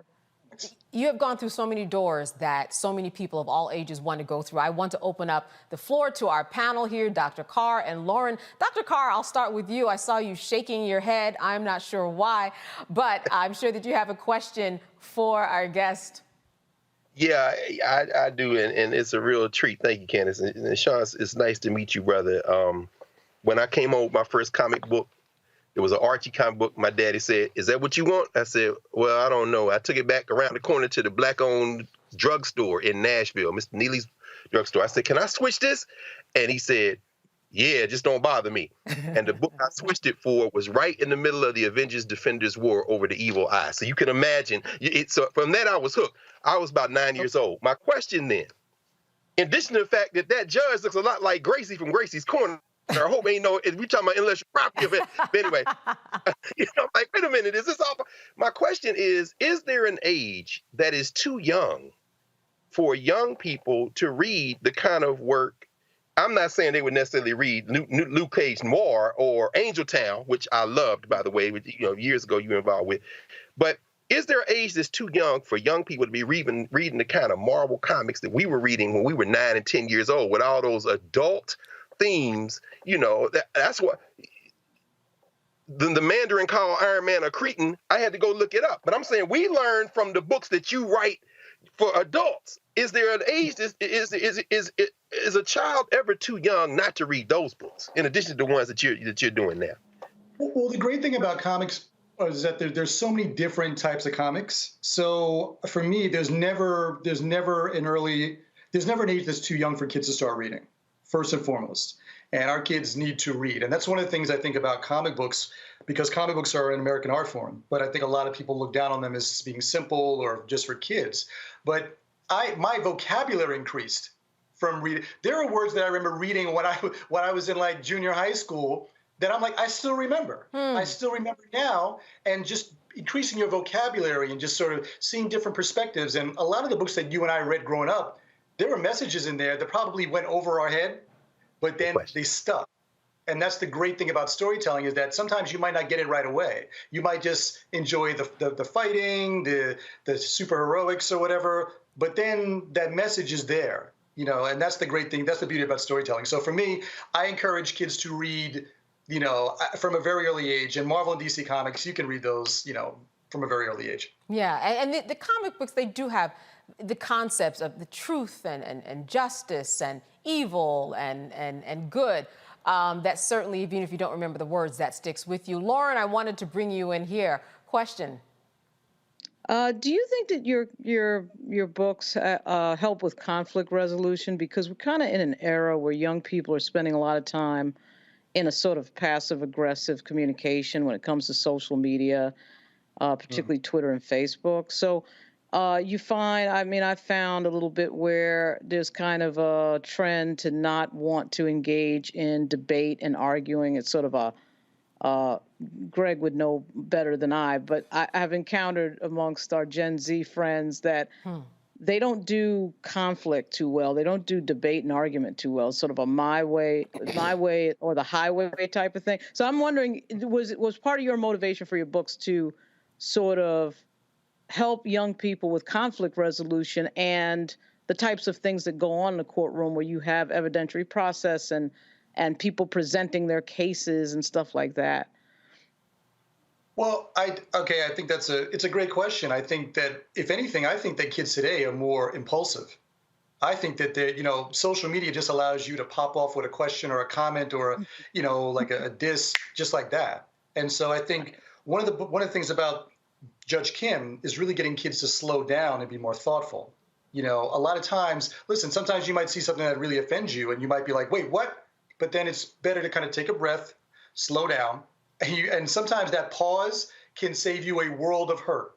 And so I think with these books, we really want kids to kind of slow down, listen to all sides, and make a reasoned decision, a reasoned choice, and really figuring things out based on evidence and based on facts. And I think that's really the beauty of these books, if I do say so myself, which is just to get kids to really slow down and think before you act. Think before you jump to a conclusion. Because sometimes, when you see something in like a span of 5 seconds, you're probably not going to have all of the information about that to make a really informed comment or decision. So we just really want kids and their parents and adults to sort of slow down and listen more, and then make a more thoughtful choice in life. Sean Martinborough, how do we get the book? They're available at all bookstores. Judge Kim is put out from Simon & Schuster, so that they're available through Simon & Schuster, Amazon, and in bookstores, everywhere. All right. Sean, thank you so much for being with us. What an interesting career. Learned quite a bit. Nice to have you. Thank you so much. Thanks for having me. Absolutely. All right, Roland Martin Unfiltered. We'll be right back right here on the Black Star Network. Don't you think it's time to get wealthy? I'm Deborah Owens, America's Wealth Coach, and my new show on the Black Star Network focuses on the things your financial advisor or bank isn't telling you. So watch Get Wealthy on the Black Star Network.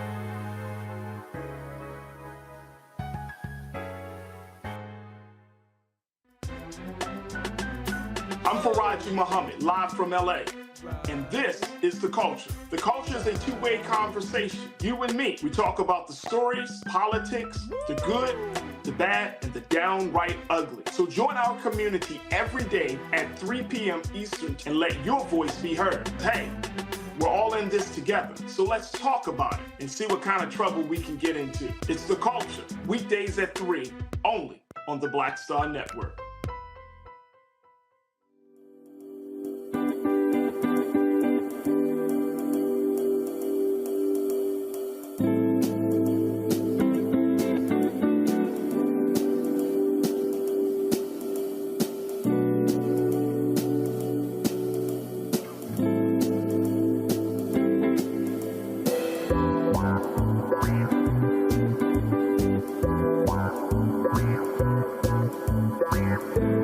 It's John Murray, the executive producer of the new Sherry Shepherd Talk Show. You're watching Roland Martin Unfiltered.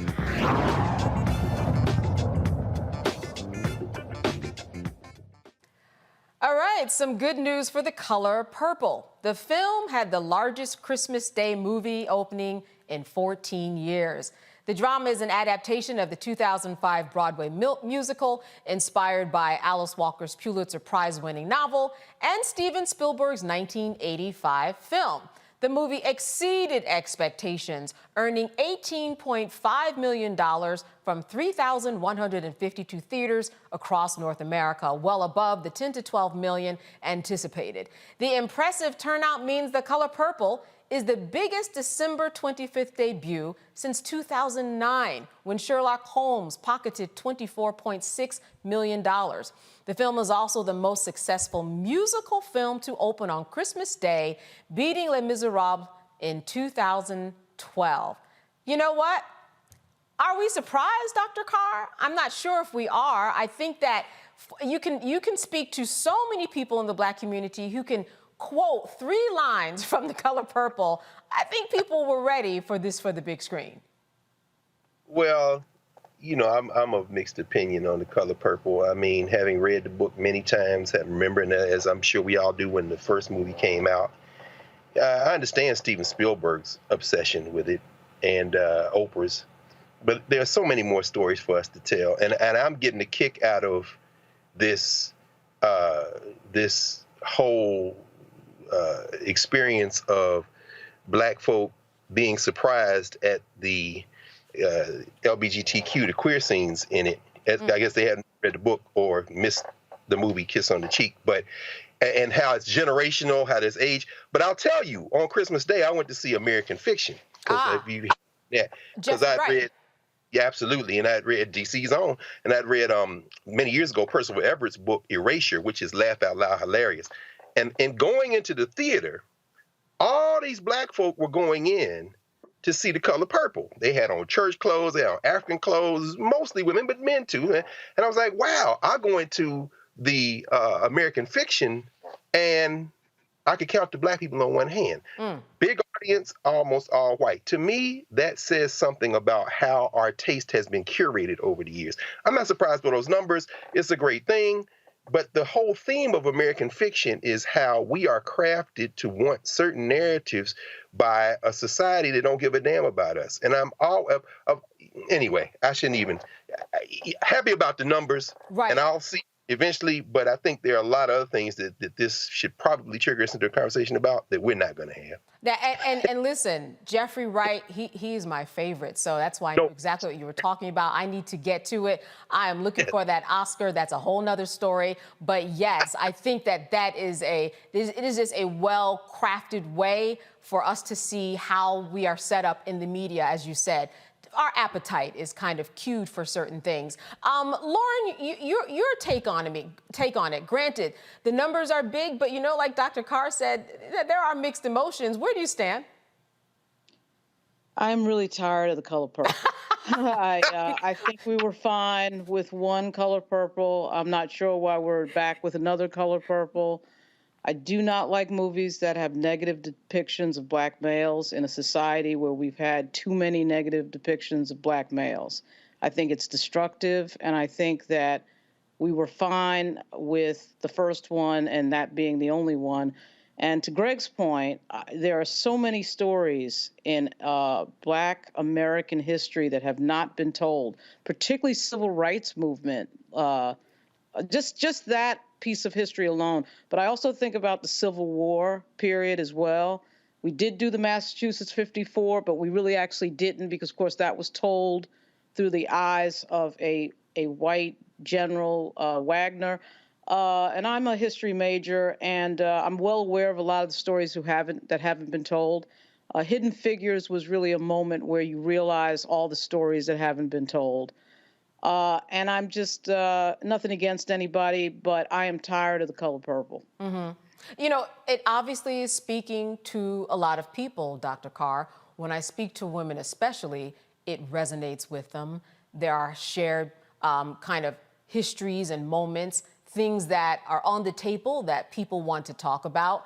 But are you in the camp of Lauren in that, okay, it was good and had a message, but it's just too much, and there's so much more that we could be focusing on? Yeah, we all love black people. Let me start with that. And let me say, I'm glad you said it, Lauren. I wrote my senior undergraduate thesis and used The Color Purple as one of the novels that I talked about in terms of protest fiction. I think the book is deeply flawed. I think the first movie, was absolutely a white vehicle that they used to do exactly what Lauren said. I think the musical, which I did not see, but when I see this movie and from what I'm reading about it and some clips I've seen, it does exactly what Lauren said. And when the movie came out, Ishmael Reed was very critical of the movie for the exact same reason. He said, this ain't even about black people. This is about what you think black people are about. And I think it resonates with us because we don't get to those deeper issues. This is a real conversation we need to have. We can't have it. We behave in many ways like a race of children. Adolph Caesar, Danny Glover, the ensemble cast of the original movie, I think there was some nuance there. When I look at Coleman Domingo, for example, who's a fine actor, but I watched, what's the Obama vehicle, the Obama-produced vehicle on Netflix? Rustin.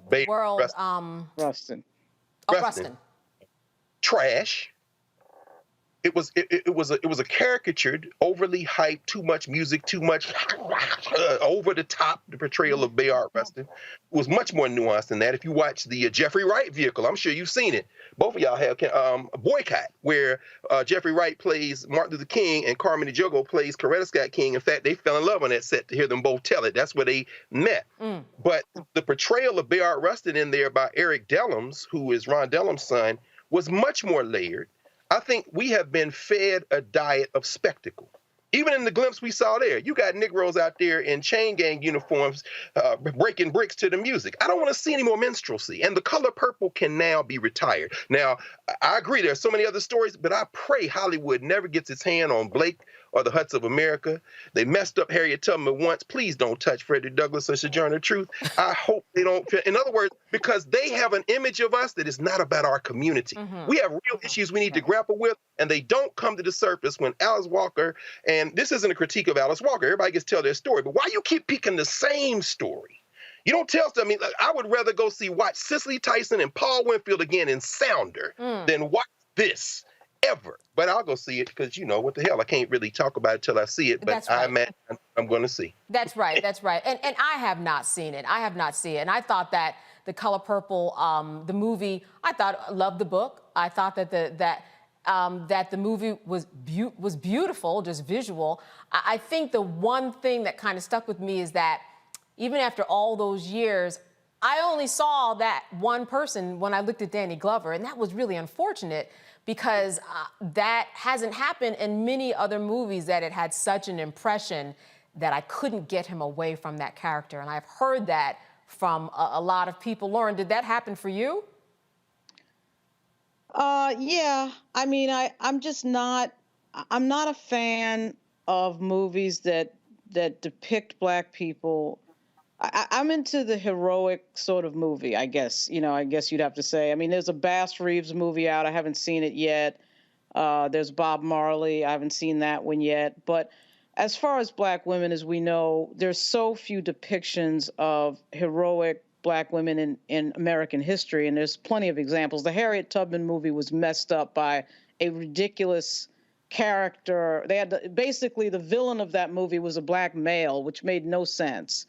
It was insane. But, it's because the people who produce these movies have no interest in accurately depicting what Black Americans have done in this country. We see it on a smaller level in journalism all the time, and on a grander level in Hollywood. So I'm always dubious of anything produced by someone that doesn't look like me, that doesn't really care about my history. That right there is a suspicious marker. And I get that Oprah's involved and all that, but I'm telling you, I feel like we have not touched 3% of the history and historic characters in the Black community that could be represented in Hollywood in a positive light. And if you look at the history of Hollywood, of course, nobody should be surprised at that. So this to me is a throwback a little bit to that history, which is ironic. I don't think any of the creators of this would ever think that, but I'm not really in any way interested in seeing that story again. And there's, like I said, there's so many other stories out there to be told. And ways, I mean, Red Tails was a good example of how we are very rarely depicted, Black people very rarely depicted as heroes.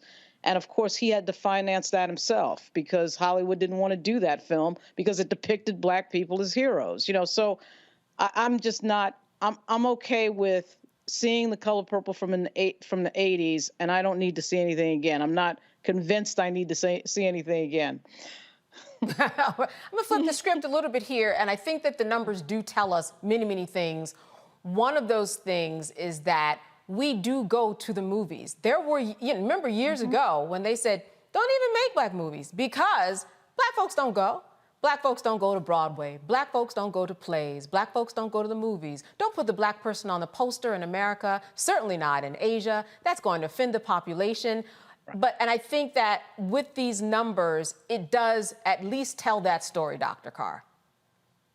Well, I mean, if nothing else, we're a race of consumers in the United States. They've known that for a long time. When Melvin Van Peebles made Sweet Sweetback and had to rent out theaters, and they kept selling out, they realized that. And that, of course, set off a boom that they like to call Black exploitation, but it came from independent Black filmmaking.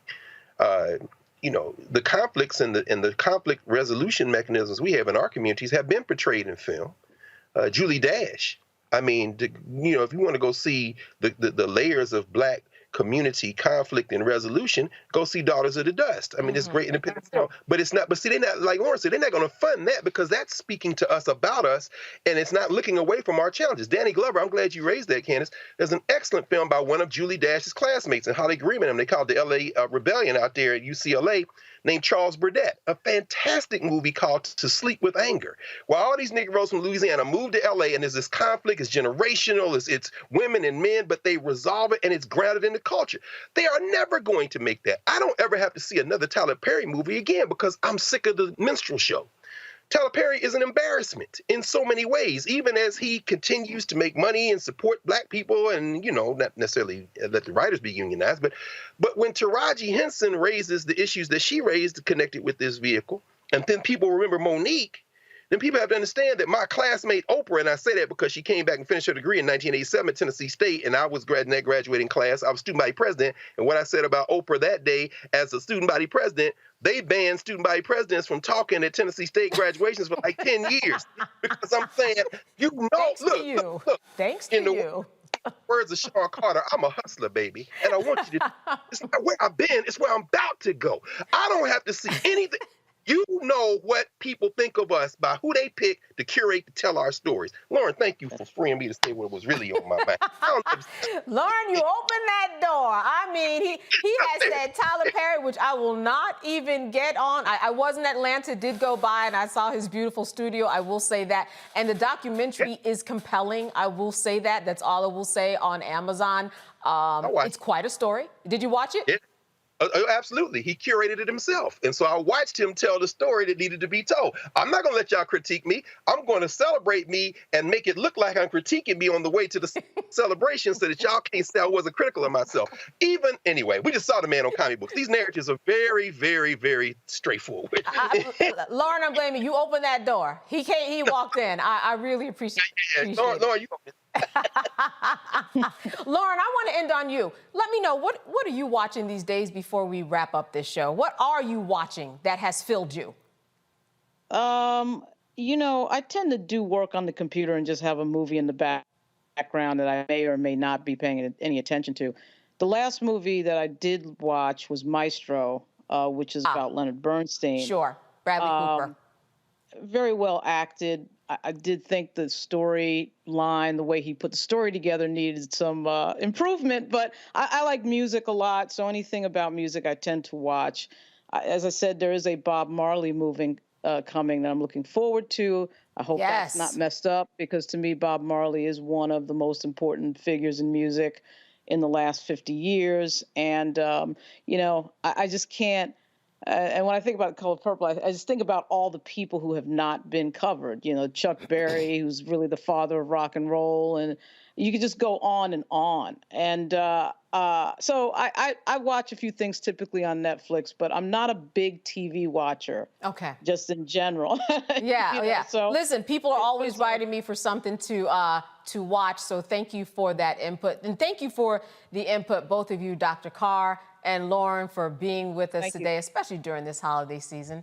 Thank you. Absolutely. Listen, before we leave, I do have an announcement about a podcast that I am a part of.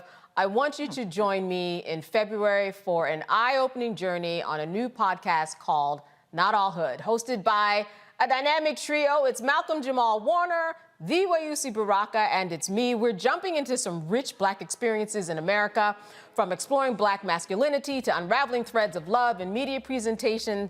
We're going to bring you conversations that matter, pop culture, music, headlining news, and this podcast really gets into the celebrations and the triumphs of Black America.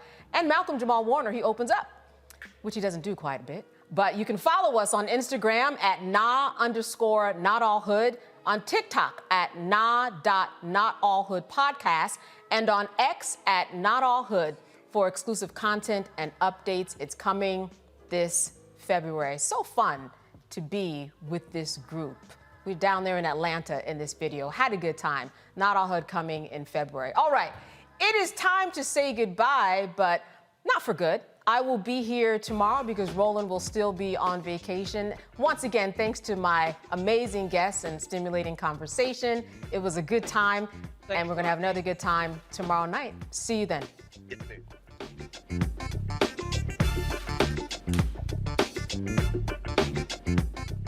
Folks, Black Star Network is here. Hold no punches! I'm real revolutionary right now. Pow. Support this man, Black media. He makes sure that our stories are told. Thank you for being the voice of Black America, Roland. Stay Black. I love y'all. All momentum we have now, we have to keep this going. The video looks phenomenal. See, this difference between Black Star Network and Black-owned media and something like CNN. You can't be Black-owned media and be scared. It's time to be smart. Bring your eyeballs home. You dig?